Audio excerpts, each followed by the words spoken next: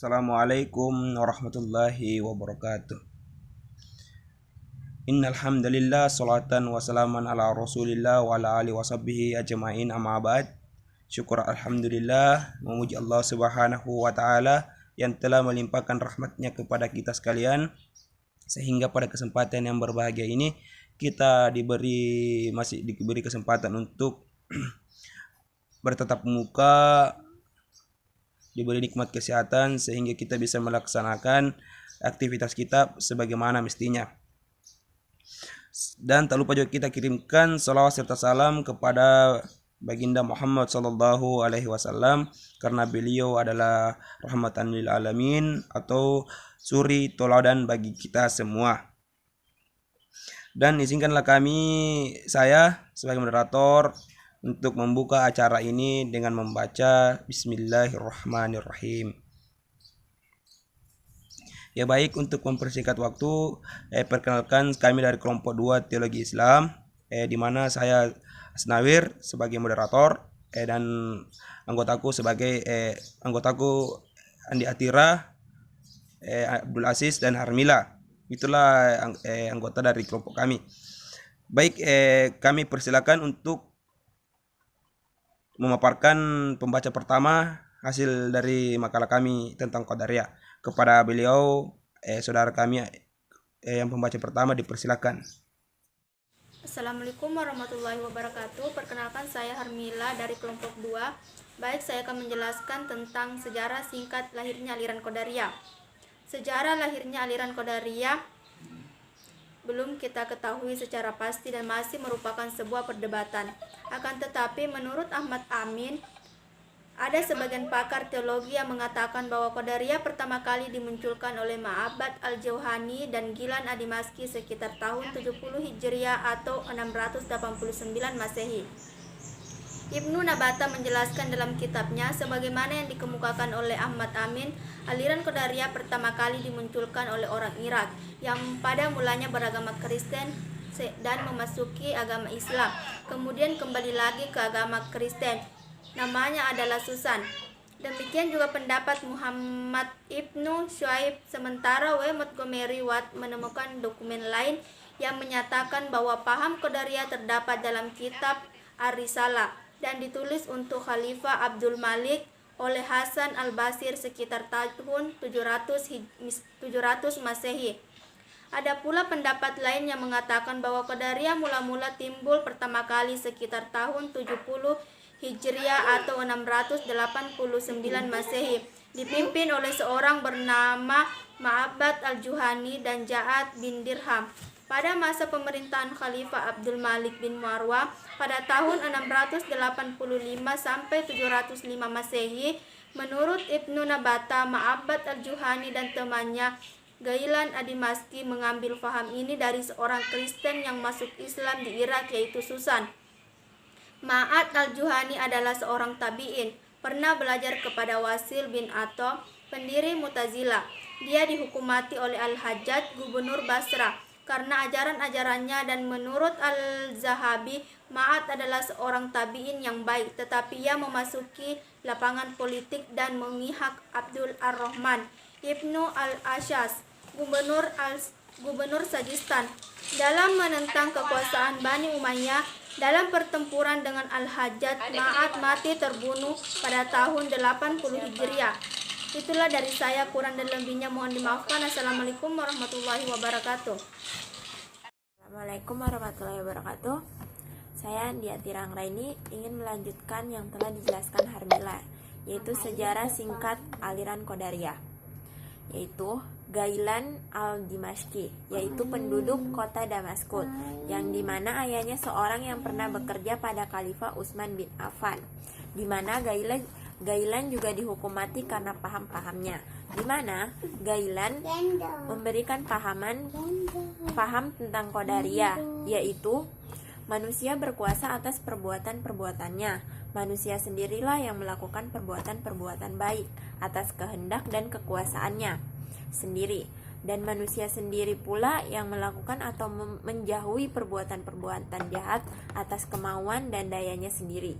Di dalam paham ini, manusia merdeka dalam tingkah lakunya. Sekian, nanti dilanjutkan dengan Abdul Aziz, yaitu tokoh-tokoh aliran Qadariyah. Assalamualaikum warahmatullahi wabarakatuh. Saya akan melanjutkan materi dari saudari tadi. Di sini tidak terdapat faham yang mengatakan bahwa nasib manusia telah ditentukan terlebih dahulu, dan bahwa manusia dalam perbuatannya hanya bertindak menurut nasibnya yang telah ditentukan semenjak awal. Selain penganjur faham Qadariyah, Ghailan juga merupakan pemuka murji'ah dari golongan Al-Salihiyah. Bagian B, tokoh-tokoh aliran Qadariyah. Tokoh utama Qadariyah adalah Ma'bad Al-Juhani dan Ghailan Al-Damasyiki. Kedua tokoh inilah yang pertama kali mempersoalkan tentang qadar. Semasa hidupnya Ma'bad Al-Juhani berguru dengan Hasan Al-Basri, sebagaimana Wasil bin Atta, tokoh pendiri Mu'tazilah. Jadi Ma'bad termasuk tabi'in atau generasi kedua sesudah Nabi. Sedangkan Ghailan semula tinggal di Damaskus. Ia seorang ahli pidato sehingga banyak orang yang tertarik dengan kata-kata dan pendapatnya. Kedua tokoh Qadariyah ini mati terbunuh. Ma'bad Al-Juhani terbunuh dalam pertempuran melawan Al-Hajjaj pada tahun 80 Hijriah. Ia terlibat dalam dunia politik dengan mendukung Gubernur Sajistan, Abdurrahman Al-Asyad, menentang kekuasaan Bani Umayyah. Sedangkan Ghailan Al-Damasyiki dihukum bunuh pada masa pemerintahan Hisham bin Abdul Malik, tahun 105 sampai 125 Hijriah atau 724 sampai 743 Masehi. Khalifah dinasti Umayyah yang ke-10. Hukuman bunuh atas Ghailan dilakukan karena ia terus menyebarluaskan paham Qadariyah yang dinilai membahayakan pemerintah. Ghailan gigih menyiarkan paham Qadariyah di Damaskus sehingga mendapat tekanan dari Khalifah Umar bin Abdul Aziz 717 sampai 720 Masehi. Meskipun terus mendapat tekanan, Ghailan tetap melakukan aktivitasnya hingga Umar wafat dan diganti oleh Yazid II 720 sampai 724 Masehi. Baru pada masa pemerintahan Hisham bin Abdul Malik 724 sampai 743 Masehi, kegiatan Ghailan berhenti dengan eksekusi hukuman mati yang dijatuhkan kepadanya. Saya akan menjelaskan tentang pemikiran aliran Qadariyah tentang Tuhan dan makhluknya. Menurut Ahmad Amin dalam kitabnya Fajrul Islam, yaitu yang pertama, orang yang berdosa besar itu terkait kafir dan bukan mukmin, tapi fasik, dan orang fasik yang masuk neraka secara kekal.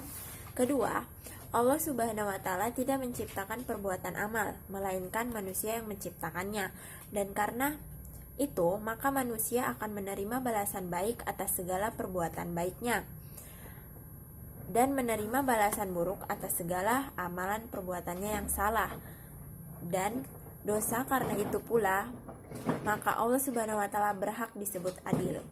Yang ketiga, kaum Qadariyah mengatakan bahwa Allah Subhanahu wa Ta'ala tidak memiliki sifat-sifat azali seperti al-ilm, al-im, al-hayat, mendengar dan melihat yang bukan dengan zatnya sendiri. Menurut mereka, Allah Subhanahu wa Ta'ala itu izin, hidup, mendengar, dan melihat dengan zatnya sendiri. Yang keempat, kaum Qadariyah berpendapat bahwa akal manusia mampu melihat mana yang baik dan mana yang buruk, walaupun Allah Subhanahu wa Ta'ala tidak menurunkan agama. Sebab, katanya, segala sesuatu ada yang memiliki sifat yang menyebabkan baik atau buruknya.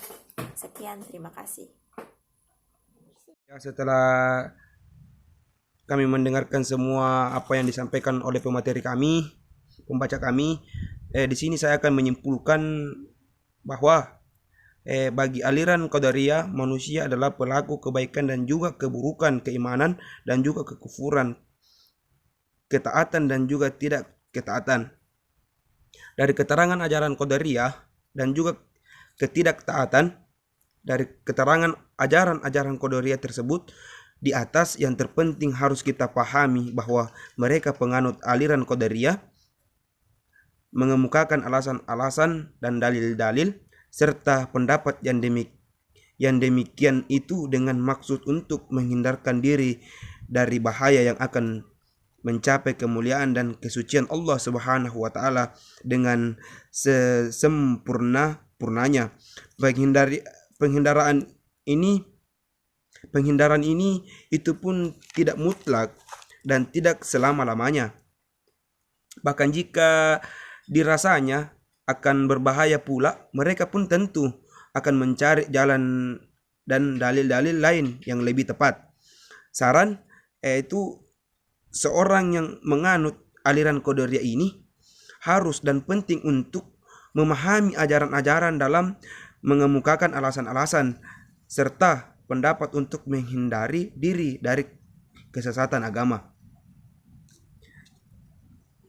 Dan inilah yang sempat saya berikan pada kesempatan yang berbahagia ini. Lebih dan kurangnya mohon dimaafkan.